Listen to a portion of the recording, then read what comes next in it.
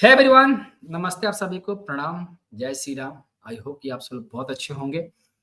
तो finally market भी track पर आ गई, डाउन साइड।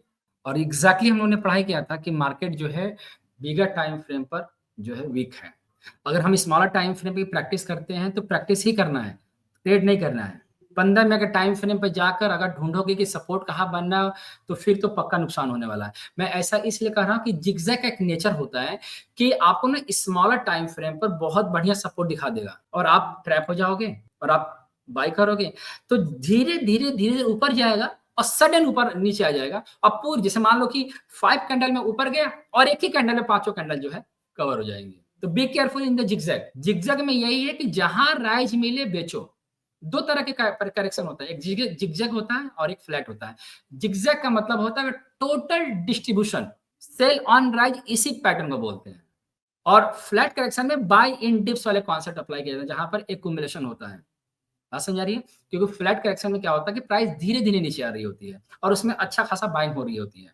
ठीक है ना? तो मैक्सिमम टाइम जो देखा गया है कि फ्लैट जो करेक्शन जो है वो वेब सेकंड में बनता है और ज़्यादातर जो देखा गया है कि जिगज़ैग का पैटर्न जो है वेव फोर्थ में बनता है। क्यों? क्योंकि ये क्या होता है ना कि जो बड़े प्लेयर्स हैं, जैसे कि फाइज़, डीआईज़, वो क्या कर रहे होते हैं, वो सेल कर रहे होते हैं। तो जब ये सेल कर रहे होते हैं, उनको ट्रैक कौन कर रहा होता है? उनको बाय कौन कर रहा होता है? हम जैसे रिटेल ट्रेडर। हमें लगता है कि मार्केट ऊपर जाएगी।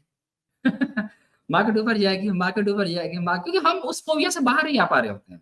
क्योंकि हमने टॉप देख रखा है कोविड के बाद और हमें बर्दाश्त नहीं हो रहा है। भाई ऐसा कैसे हो सकता है? फैक्ट है ना ये सब, लेकिन हम लोग तो देख रखे हैं, तो चक्कर यही पड़ जाता है। एनीवे, वो तो ख़ैर टॉपिक की बात हो गई। शेर आ चुका है।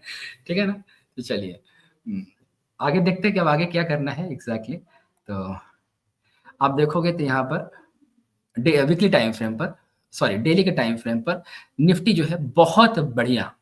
चाहे आप इसको W W X Y X और जेड रीड कर लें। ठीक है? एक तो पहला ऑप्शन ये हो गया। दूसरा ऑप्शन या तो 1 2 3 4 5 रीड कर लो। थर्ड जनवरी को हम लोग यहाँ पर थे और मैंने बोला था कि सेल ही बनेगा, जो भी राइज़ बनेगा। मैंने बताया था कि यहाँ से प्राइस अगर ऊपर भी जाता है तो सेल ही करना है। ठीक है ना? तो अभी प्राइस जो है 100% के पास खड़ा हो रहा है और कल को अगर 100% ब्रेक हुआ तो हमारा फाइनल डेस्टिनेशन कहाँ आएगा? 22,829 और यहाँ से टोटल 22,000 पॉइंट का निफ्टी का फॉल कंसीडर किया जाएगा और ये जो 2000 का फॉल जो है, ये वेव थर्ड का टाइम है, मतलब थर्ड का फॉल है। अगर हम 2 से 3 का पूरा रूल ऑफ इक्वलिटी अप्लाई करते हैं वेव फोर्थ पर, तो हमारा वेव फिफ्थ जो है कितना आएगा? 2000। ये मिनिमम है, मतलब ये मिनिमम आएगा और उसके बाद जो है 161% भी आ सकता है। ठीक है ना? तो वो जल्दी ही ये प्राइस जो है मुझे लग रहा है कि आने वाले टाइम पर हम लोग 22,829 और 22,277 जो है देखने वाले हैं।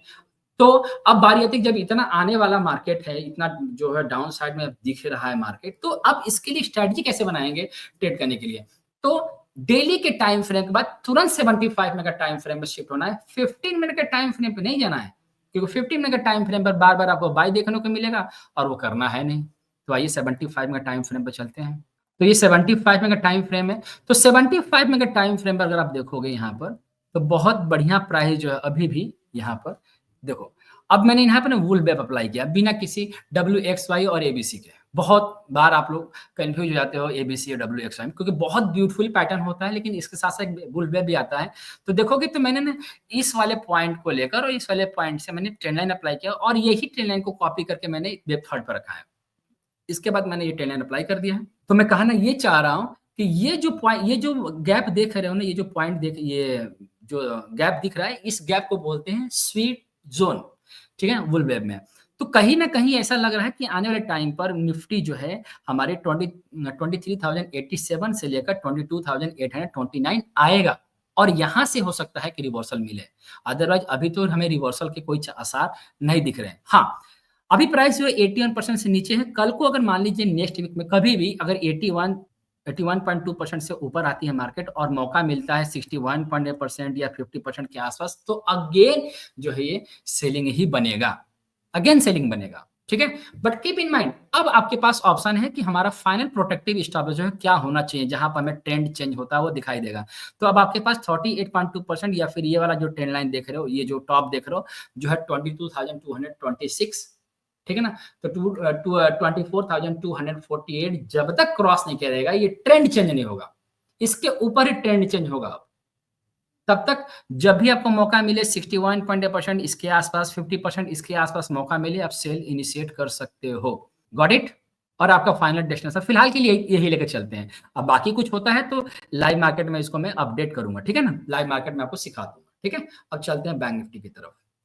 अब बैंक निफ्टी का ये चार्ट है, ये बैंक निफ्टी का चार्ट है, ये बैंक निफ्टी का चार्ट है और इस बैंक निफ्टी के चार्ट पर जो है लाइव मार्केट में भी बताया था कि कहीं न कहीं कपर हैंडल रीड किया जा रहा है, ठीक है? रीड किया जा रहा है क्योंकि टू ब्रेक डाउन भी हो गया है, बहुत बढ़िया ब्रेक डाउन हुआ है। लेकिन जब मैं इसका यहाँ से यहाँ तक जो पूरे रेंज को कवर कर रहा हूँ और मैं जहाँ ब्रेकआउट हुआ वहाँ रख रहा हूँ तो प्राइस 127% में नहीं रुक रहा है, 61.8% में नहीं रुक रहा है, ये रुक रहा है 200% पर।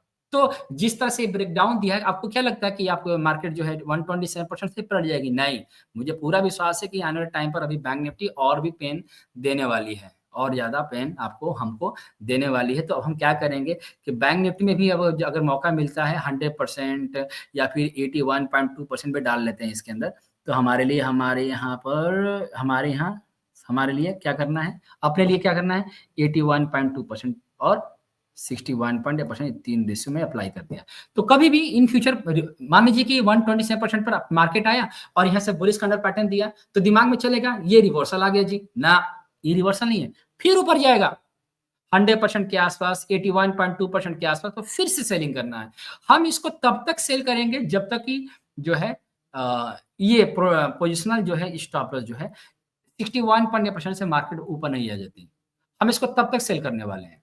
मतलब इस बार जो है बड़ा आउटलुक जो है बहुत बोल्ड बनने वाला है। मतलब कहने का मतलब ये है कि जब तक 61.8% मीन्स 51,495 के ऊपर क्लोजिंग नहीं आती ना, तब तक every rise will be selling opportunity, simple, ठीक है? डेस्टिनेशन में कोई चेंज नहीं, 127%, 161.8% और 200%, ठीक है ना? क्लियर? अब बारी आती है कि अगर ये 100% सपोज़ करो 100%, 81% अगर आता है तो कैसे आएगा? इसको रीड करते हैं, ठीक है ना? तो इसके लिए हम 75 मिनट टाइम फ्रेम में चलते हैं। अब ये बैंक निफ्टी का चार्ट है, ये बैंक निफ्टी का चार्ट है। अब इस बैंक निफ्टी के चार्ट पे क्या देख रहे हो? ये 127% टच कर गया, चलो सिंगल लेगा। तो नो डाउट थोड़ा-सा बाउंस बैक तो मिलेगा ही मिलेगा, है ना? ऐसा तो नहीं है कि नहीं बाउंस मिलेगा। 127 इम्पल्स के क्राइटेरिया को फुलफिल तो इसने कर ही दिया, बॉटम आउट तो ही कर ही दिया, बॉटम हो ही गया है। तो मैंने सिंपल 1 2 3 4 5 कर दिया है। अगर यहाँ से कहीं भी बुलिश का पैटर्न बनता है तो बस वही ना बोलते हैं ना कि वही बोलते हैं ना कि बेटा मन में लड्डू फूटा, तो लगल मन में लड्डू फूटे तो बस आप यही दोनों ध्यान रखिएगा। ये तीनों, ये वही तीनों रेशियो है जहाँ पे सेलिंग करना था। ठीक है ना?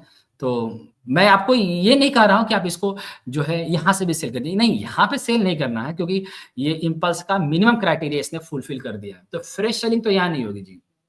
अगर ये ब्रेक करेगा तो भी फ्रेश सेलिंग नहीं करना है। हाँ, एक बाउंस बैक ज़रूर मिलेगा और ये बाउंस बैक हो सकता है कि 100% जो है 49,787 और अगर ब्रेक कर दिया तो 50,558 तक भी आकर यहाँ से अगेन तो हो सकता है कि प्राइस जो है हमें 1 और ये 2 और देन अगेन ये जो प्राइस का फॉल जो है कंटिन्यू होगा। तो इस बार आउटलुक ना बड़ा सिंपल है। फिर से वही चीज़ आ रही है कि सेल ऑन राइज ही बनेगा। मैं आपको हिंट दे रहा हूँ और एक डेट दे रहा हूँ 27 जनवरी 2025, ठीक है ना? आपको ये बताना है उस दिन हाई लगेगा या लो लगेगा, ठीक है? ये आपको टास्क है, ठीक है? सो बहुत छोटा-सा मैंने आप लोग के लिए आउटलुक बना के दिया है। मैं उम्मीद करता हूँ कि आपको ये पसंद आई आएगी, ठीक है ना? तो अपना ख्याल रखिएगा। प्रणाम आप सभी को, नमस्ते, जय श्री राम।